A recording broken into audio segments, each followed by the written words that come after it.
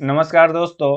आज की इस वीडियो के माध्यम से हम जानेंगे कि सरकारी अमीन के लिए बुकिंग कैसे करेंगे। दोस्तों, आपके जमीन में भी किसी प्रकार का विवाद हो गया होगा तो आप चाहते होइएगा कि सरकारी अमीन को बुलाकर उस जमीन को नापी करवा ले और उस जमीन को क्लियर कर ले। सरकारी अमीन के लिए बुकिंग कैसे करना है, क्या क्या प्रोसेस है, सारी जानकारी इस वीडियो के माध्यम से हम बतलाने वाले हैं। दोस्तों, वीडियो अच्छी लगेगी तो वीडियो को लाइक कीजिएगा। तो चलिए वीडियो को शुरू करते हैं। सबसे पहले मोबाइल या लैपटॉप के क्रोम ब्राउजर में आ जाना है और यहाँ पे सर्च करना है बिहार भूमि। दोस्तों, बिहार भूमि लिखकर सर्च कर देना है। दोस्तों, यहाँ पे बिहार भूमि का एक लिंक मिलेगा, इस पर क्लिक कर देना है। दोस्तों, लिंक पर क्लिक करने के बाद यहाँ पे एक पॉपअप खुलेगा, इसे क्लोज कर देना है। दोस्तों, स्क्रॉल करके नीचे आना है, यहाँ पे एक ऑप्शन मिलेगा ई मापी। दोस्तों, ई मापी वाले ऑप्शन पर क्लिक कर देना है। दोस्तों, आप पहले से ही इसका आईडी बना रखे हैं तो आप डायरेक्ट मोबाइल नंबर और यूजर आईडी डाल के लॉग इन कर सकते हैं। अगर दोस्त आप पहली बार यूज कर रहे हैं तो यहाँ पर आपको आईडी बनाना पड़ेगा। दोस्तों, यहाँ पे नाम डाल देना है, उसके बाद डेट ऑफ बर्थ डाल देना है। यहाँ से जेंडर सिलेक्ट कर लेना है कि आप महिला है पुरुष है। उसके बाद कैटेगरी बतला देना है कि आप किस कैटेगरी से है। फिर उसके बाद यहाँ पे आधार नंबर लगेगा, मोबाइल नंबर यहाँ पर लगेगा। उसके बाद अल्टरनेटिव मोबाइल नंबर भी लगेगा। दोस्तों, ये जो मोबाइल नंबर डालिएगा ऊपर वाला, इसे बिल्कुल सही से और अच्छे से डालिएगा क्योंकि इसी मोबाइल पर ओटीपी आता है और आपका आईडी लॉग इन होगा। उसके बाद रिलेशन अल्टरनेटिव मोबाइल नंबर, जिसका mobile number alternative mobile number डाले उसका रिलेशन कुछ भी यहाँ से सेलेक्ट कर लीजिएगा, जो भी हो। उसके बाद ईमेल आईडी डाल दीजिएगा। दोस्तों,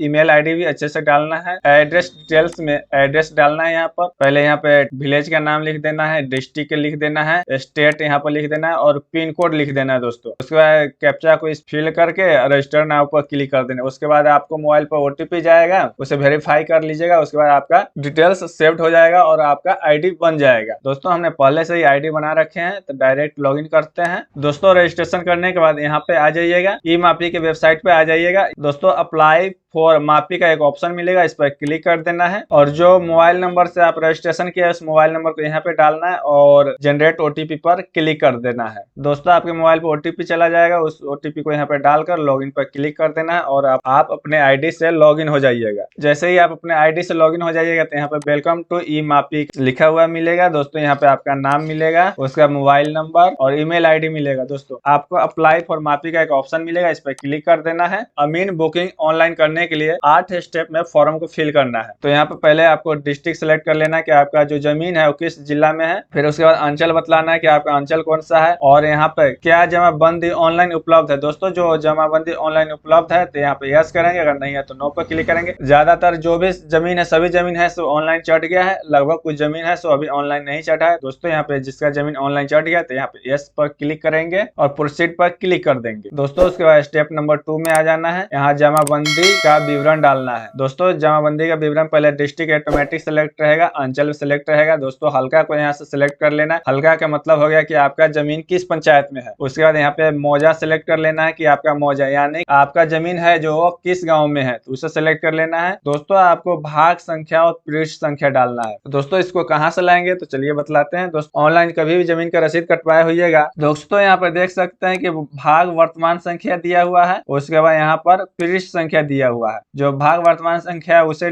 नोट कर लेंगे और पृष्ठ संख्या को नोट करके वहां पे डाल देंगे। चलिए फटाफट कर ले रहे हैं। दोस्तों, भाग संख्या और पृष्ठ संख्या डालकर क्लिक टू गेट रजिस्टर पर क्लिक करने के बाद दोस्तों आपका जमीन का पूरा डिटेल्स खुलकर आ जाएगा। दोस्तों, आपका जमीन का डिस्ट्रिक्ट कौन सा है, सब डिवीजन कहाँ पर है, उसका मौजा, होल्डिंग नंबर, तौजी नंबर और थाना नंबर सब आ जाएगा। दोस्तों, यहाँ पे आपका डिटेल्स भी शो होगा कि आपके किसके नाम से जमीन है, उसके पिताजी का क्या नाम है, कास्ट अगर दिया है तो शो करेगा, नहीं दिया है तो नहीं शो करेगा, एड्रेस क्या है, सारा डिटेल्स आ जाएगा। दोस्तों, उसके बाद यहाँ पे खाता नंबर शो करेगा, प्लॉट नंबर शो करेगा, एरिया शो करेगा। दोस्तों, यहाँ पे लिखा हुआ मापी के लिए इस जमाबंदी का प्लॉट एवं रकबा डाले। दोस्तों, आप जिस जमीन का नापी करवाना चाहते हैं उसका खाता नंबर यहाँ पे डालेंगे, प्लॉट नंबर डालेंगे, आपका जो जितना जमीन है, जितना रकबा है उसे यहाँ पर डिसमिल में डालेंगे। और दोस्तों, अगर एक से ज्यादा जमीन को ऐड करना है तो यहाँ पे ऐड का ऑप्शन मिलेगा, उसी प्रकार से खाता नंबर, प्लॉट नंबर और एरिया डाल सकते हैं। दोस्तों, इस प्रकार से आप हमारा डिटेल्स ऐड हो जाएगा। हमको एक ही जमीन का नापी कराना है तो यहाँ पे प्रोसीड पर क्लिक करेंगे और इस पर एक पॉपअप शो हो रहा है, क्या इस जमाबंदी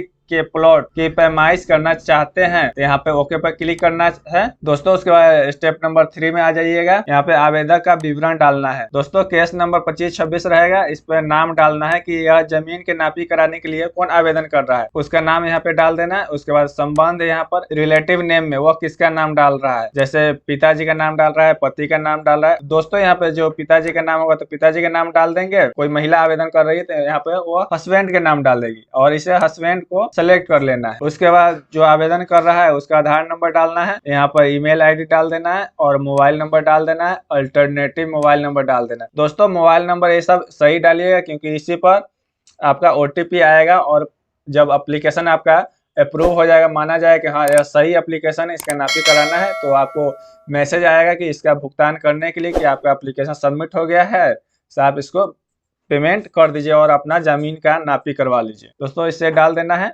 फिर उसके बाद वर्तमान पता डालना है कि वह वर्तमान में कहाँ पर रह रहा है। अगर उसी जमीन पर रह रहा है अभी तो वहीं पर रहता है तो उसे डाल देंगे। उसके बाद लैंडमार्क डालेंगे, पोस्ट ऑफिस डालेंगे, पुलिस स्टेशन डालेंगे, फिर ब्लॉक का नाम डाल देंगे, डिस्ट्रिक्ट यहाँ से डाल देंगे, स्टेट यहाँ से डाल देंगे और जो एरिया पिन कोड होगा उसे डाल देंगे दोस्तों। वर्तमान पता और अस्थायी पता दोनों सेम है, सेम एज प्रेजेंट एड्रेस पर टिक करेंगे और सेव एंड नेक्स्ट पर क्लिक कर देंगे दोस्तों। स्टेप नंबर 4 में आ जाना है। मापी की जाने वाली भूमि की सीमा का विवरण डालना है दोस्तों। यहाँ पर जो आपका जमीन है उसके चौहद्दी में कौन कौन है जो होगा उसे लिख देना है दोस्तों। उत्तर में जो होगा उसका नाम लिखेंगे, उसके बाद एड्रेस लिखेंगे। मोबाइल नंबर है तो लिख सकते हैं, नहीं तो छोड़ सकते हैं। ईमेल आईडी है लिख सकते हैं, नहीं तो छोड़ सकते हैं, इसमें कोई दिक्कत नहीं है। दक्षिण में, पूरब में, पश्चिम इसी प्रकार से लिख लेना है और सेव एंड नेक्स्ट पर क्लिक कर देना है दोस्तों। स्टेप नंबर 5 में आ जाना है। मापी की जाने वाली भूमि की विवरण यदि किसी अन्य व्यक्ति को देना चाहते हैं तो उनका विवरण डालें दोस्तों। अगर आपका जमीन है उसमें एक से ज्यादा आदमी है तो उसका विवरण डालना चाहते हैं उसका डाल सकते हैं। जिसके खिलाफ नापी करवा रहे हैं उसका नाम डालना चाहते हैं तो यहाँ पे डाल सकते हैं। अगर नहीं भी डालिएगा तो कोई दिक्कत नहीं है। उसके बाद सेव एंड नेक्स्ट पर क्लिक कर देना है दोस्तों। यहाँ पे स्टेप नंबर 6 में मापी के जमीन के खतियान जमाबंदी रैयत से आपका क्या संबंध है दोस्तों। इसका कहने का मतलब ये है कि जो आप जमीन का नापी करवा रहे हैं वह जिसके नाम से जमीन है वह खुद करवा रहा है कि उसका पड़ोसी करवा रहा है, उसका बेटा पोता जो करवा रहा है उसका नाम यहाँ पे डालेंगे दोस्तों। आप जिस जमीन का नापी करवाना चाहते हैं वह जमीन पूर्ण रूपेण मतलब कि आपको कब्जा में है तो यहाँ पे यस करेंगे, अगर नहीं है तो नो में क्लिक करेंगे दोस्तों। यहाँ पे सीमांकन का उद्देश्य डालना है कि आप जो जमीन का नापी करवा रहे हैं वह किस लिए करवा रहे हैं, पड़ोसी से विवाद है, आपसी विवाद है, उसे यहाँ पे डाल देंगे दोस्तों। उसके बाद यहाँ पर क्या आवेदक सीमांकन के लिए निर्धारित शुल्क का भुगतान करने के लिए सहमत है। सरकारी अमीन को बुकिंग करने के लिए कुछ चालान देना पड़ता है, कुछ रुपए जमा करना पड़ता है, उसे सिंपल यहाँ पे यस करेंगे। भूमि से संबंधित कोई अन्य वाद से मुक्त है, मतलब कि यह जो जमीन है उस पर कोई केस तो नहीं है। आप सामान्य प्रक्रिया के तहत मापी कराना चाहते हैं या तत्काल प्रक्रिया के तहत दोस्तों। यहाँ पे जो आप जमीन का नापी कराना चाहते हैं वह तत्काल में कराना चाहते हैं या सामान्य जो प्रोसेस होता है वो दोस्तों। अगर तत्काल में होगा तो आपको तत्काल का चार्ज भी ज्यादा हो जाएगा और जल्दी में नापी हो जाएगा। जो भी हो उसे